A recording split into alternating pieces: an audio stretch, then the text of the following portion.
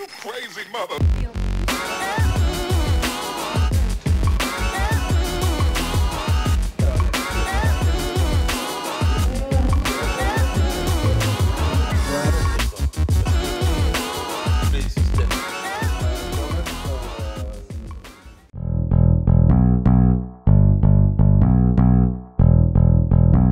Alors, trois choses que je corrige. J'ai pas été évincé, j'ai été scandaleusement écarté pour des raisons politiques. Deuxièmement, j'avais mes parrainages. J'ai expliqué ça 100 fois, j'avais déposé 31 parrainages, il y en avait 17, il y avait 4 cases fléchées. Dans une des cases fléchées, il en fallait 15, j'en ai déposé 17. Et pour tout préciser, il y en avait 7 titulaires, 7 suppléants et 3 membres de commission, ça faisait le compte, mais ils ne retenaient que les titulaires. Donc ça servait à faire barrage de toute façon, est-ce que je sois dans la liste. Et aussi, il y en avait 3 qui, eux, n'avaient pas de parrainage, ont été retenus dans la liste. Et par ailleurs, Cambadélis avait proposé à des gens de venir sans parrainage, ce qui prouve que ça n'avait rien à voir avec une question statutaire, c'était une volonté politique de faire que je ne parle pas. J'aurais gagné, j'aurais été devant, évidemment, c'est ce qu'ils redoutaient. Il faut lire Le Canard enchaîné, il disait « Filoche leur fout la pétoche ». C'était ça, je plaisante à peine, voilà, bon. Dans le débat, j'aurais à coup sûr défendu un peu plus fortement les droits des salariés avec plus de vigueur que tous. J'étais un peu dissonant, j'étais le seul qui n'était pas ministre, mais j'étais le plus ancien des militants. J'aurais bien aimé être sur le tableau, mais ça fait rien, j'ai déjà décidé de me présenter à la prochaine présidentielle.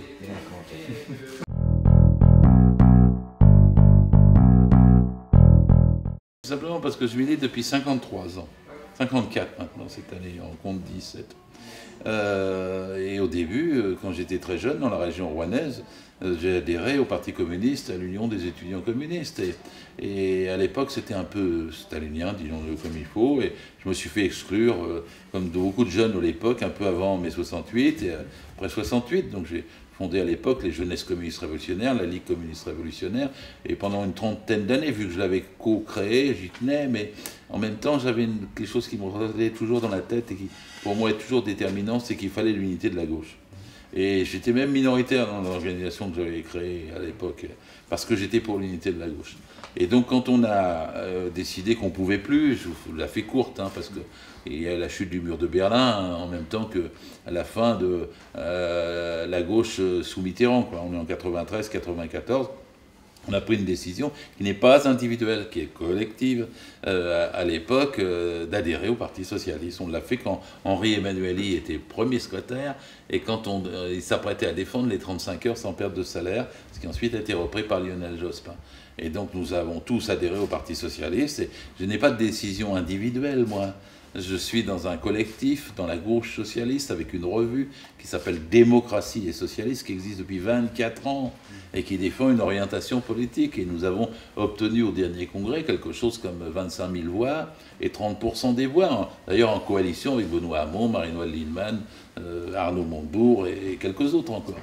Et donc, je vous dis ça parce qu'on me dit « Qu'est-ce que vous faites au Parti socialiste ?» Mais j'y défends une politique que tout le monde connaît et dont on va parler ensuite. Et ensuite, je ne vois pas pourquoi on ne les défendrait pas, parce que cette politique, il faut la défendre partout dans la société.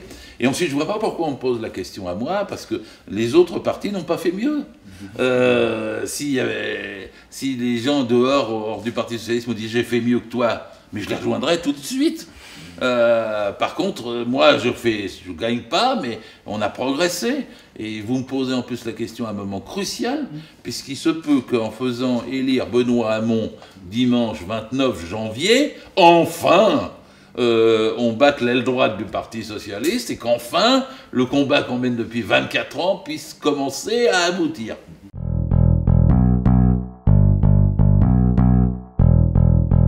Il mérite toujours 5% à mon avis, hein. Mais il a bondi parce que Hollande l'a nommé Premier ministre. C'était une erreur de casting, bien sûr. C'était une erreur politique, et c'est d'ailleurs tout ça qui est payé, soldé avec le triste échec du quinquennat. que Valls a incarné. Alors, une fois qu'il est Premier ministre, les médias le font mousser et le propulsent pour que ça continue comme ça, parce que la politique de Hollande appelait bien aux milliardaires qui dirigent nos grands médias. Donc ça fait progresser Valls, qui est passé de 5 à 30% d'intention de vote. Mais attention, hein, il a quand même été battu là. Oui, bon. oui. Alors j'espère que ça va être confirmé dimanche. Mais il faut quand même examiner. Quand il s'est déclaré après le retrait de François Hollande, il était donné à 43%. Hein. Il a eu tous les médias à nouveau, etc. Et il est aux deuxième place, là, derrière Benoît Hamon, à 31. C'est déjà un échec. Bon, en vérité, il va revenir au rang qu'il n'aurait jamais dû quitter. Et je milite ici, ce soir, et jusqu'à la fin de la semaine, objectif 29 janvier pour que Valls soit vraiment battu, et avec lui l'aile droite du Parti Socialiste, avec lui ce qu'on appelle les blairistes, hein, c'est-à-dire les sociaux-libéraux. C'est l'occasion de les battre, de se débarrasser de ceux qui nous ont fait la loi El Khomri, de ceux qui nous ont fait des 49.3, de ceux qui ont donné 41 milliards aux grandes entreprises au lieu de nous les donner à nous, les salariés qui produisons les richesses.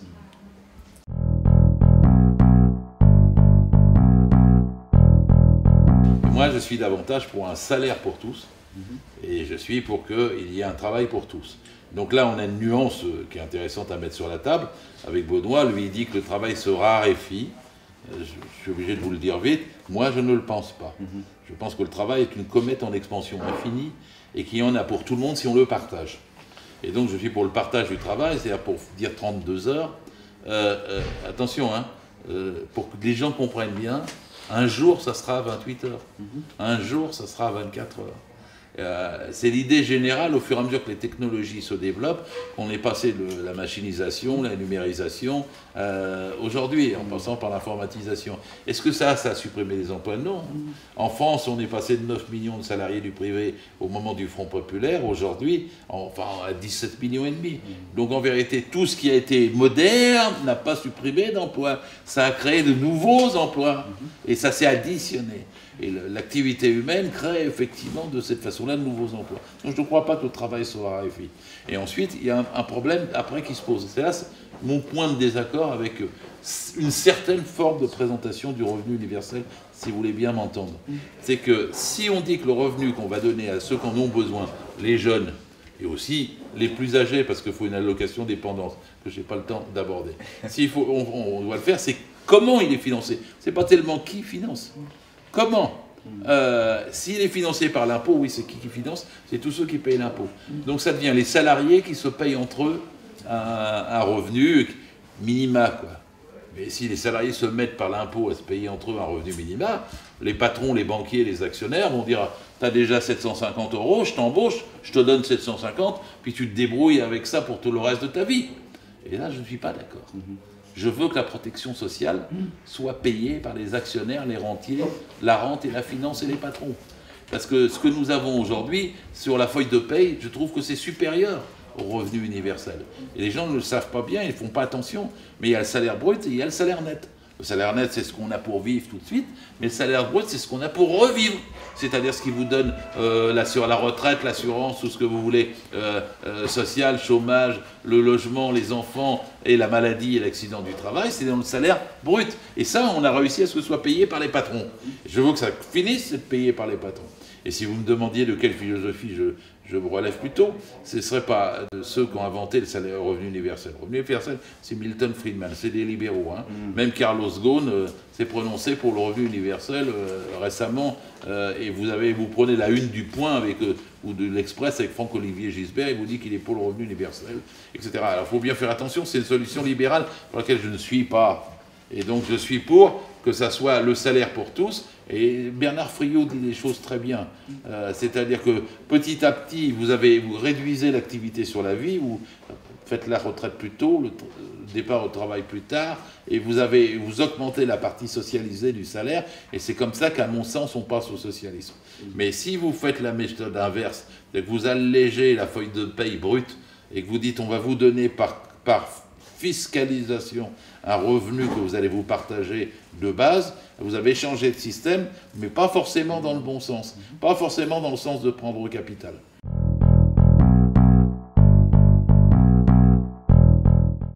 Pour moi, le SMIC, il est bloqué depuis 5 ans, ce qui est une des erreurs majeures de la gauche. Et il faut augmenter les salaires. Parce que si on n'augmente pas les salaires, qu'est-ce qui remplace? Les crédits. Mais les crédits, c'est ce qui a fait la bulle financière. Et même aujourd'hui, c'est pas révolutionnaire de dire qu'il faut augmenter les salaires. Une partie des économistes nobélisés, d'ailleurs, disent arrêtez, augmentez les salaires, ils sont trop bas, ils sont bloqués. Et le salaire est la première forme de redistribution. Et maintenant, en France, par exemple, par rapport à l'Europe, nous sommes le 7e pays en matière de SMIC. Le SMIC français est plus bas que l'Irlande, que la Grande-Bretagne, que l'Allemagne, évidemment, que le Luxembourg, que la Belgique, et même maintenant en Espagne, ils vont nous rattraper si ça continue, parce qu'il vient d'y avoir 8%, c'est-à-dire qu'il y a des gens qui choisissent intelligemment d'augmenter les salaires. Et ça, c'était le cas avec Arnaud Montebourg, c'est le cas avec Benoît Hamon. On est quand même dans une zone assez proche, c'est pour ça qu'on peut se soutenir les uns les autres. Et Benoît Hamon, dans sa proposition, quand on calcule les 10% qu'il propose d'augmenter, ça met un SMIC à 1600. Voilà. Okay.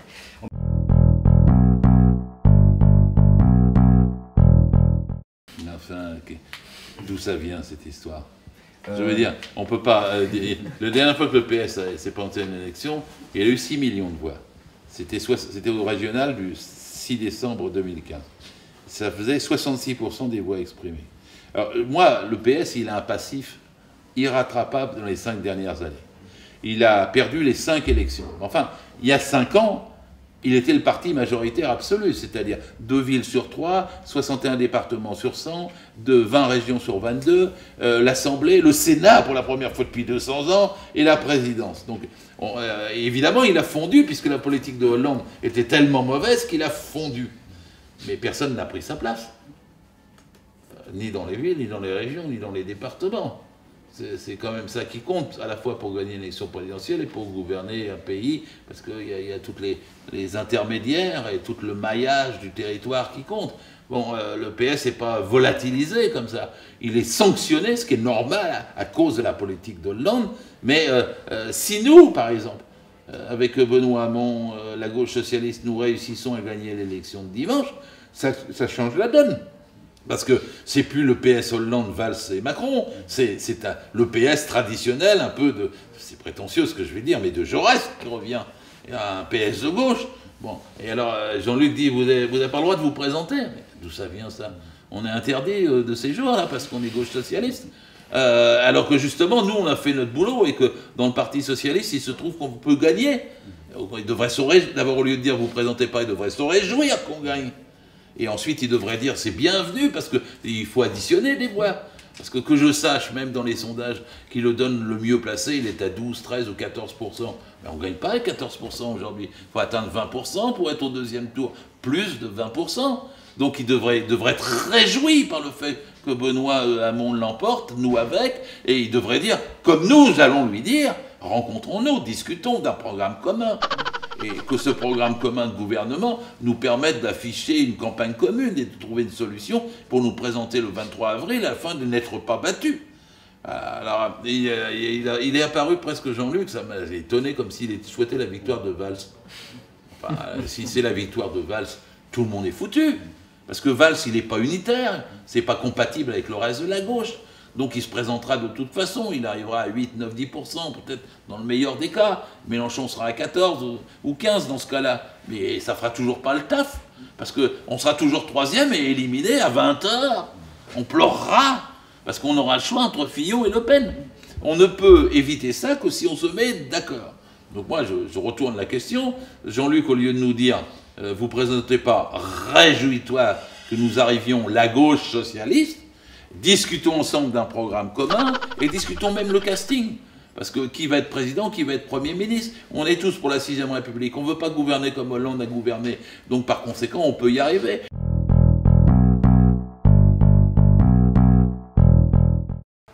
C'est la purge, ou alors on s'entend, ou on est raisonnable et on passe un accord, ou c'est la catastrophe. Il faut écouter Fillon, il y a une séquence, moi je vois que tout le monde la voit sur Internet, il a parlé au Blitzkrieg, la guerre éclair, et il dit qu'en 3 mois, il fait 6 ordonnances, dans lesquelles on perd tout, hein, l'école publique, la sécurité sociale, les salaires, ce qui reste de droit du travail, le droit syndical, tout, en 3 mois il nous pouille. Et alors, si les gens veulent tenter cette expérience-là, qu'ils la tentent. Il y a des gens qui disent oh, ouais, on s'en sortira, on va lutter, on va reconstruire. Mais quand on en prend plein la tête comme ça, et on lutte pas, hein, et on a une défaite, on ne reconstruit rien, et tout le monde dira c'est ta faute, c'est ta faute, c'est ta faute, c'est ta faute, et ça sera très mauvais. Vaut mieux faire l'unité avant d'avoir perdu que d'en parler après. Parce que pour faire un programme commun de gouvernement, il faut pas tout le programme de Mélenchon n'y sera pas, tout le programme de Hamon n'y sera pas, et tout le programme de Jadot n'y sera pas. On retiendra ce qui est commun, et on écartera le reste. Et les gens qui disent comment, moi je veux pas, c'est de la magouille, je sais pas, on va couper notre programme, sa cohérence. Enfin c'est ça, ou Fillon. Je veux dire, si on ne comprend pas ça, alors c'est pas si dur que ça de chercher les 5, 6, 7 points qui mettent tout le monde d'accord. Réforme bancaire, réforme fiscale, le pouvoir au Parlement, vers la 6e République, et on va là-dedans. L'augmentation des salaires, on prend sur les dividendes, on reconstruit le code du travail, on fait une transition écologique. Je vous assure que vous enfermez Mélenchon, Hamon et Jadot pendant 72 heures avec interdiction de sortir tant qu'ils n'ont pas trouvé les 6, 7, 8 points sur lesquels ils sont d'accord, et puis après tout le monde se met derrière. Il y a des gens qui diront oui mais moi j'ai oublié ça, ah mais je tenais ça, mais ça c'est très important. Eh ben non, ils n'auront pas tout. Mais ils auront 6, 7 points, ça sera meilleur que Fillon. Parce qu'avec Fillon, ils auront tout ce qu'ils ne veulent pas. Tandis que la méthode que je propose, elle permet d'avoir quelque chose et d'endiguer la catastrophe qui nous menace.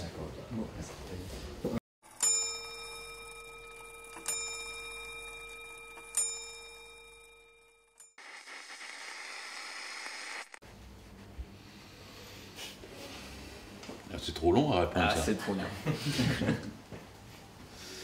Je suis trop bavard. Lire. La grossièreté. Napoléon et Staline, ça fait deux. Un Français et un autre.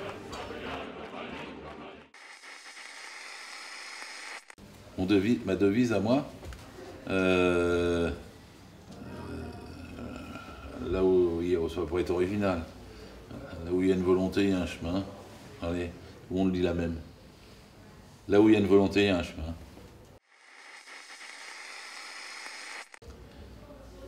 Comme ma mère.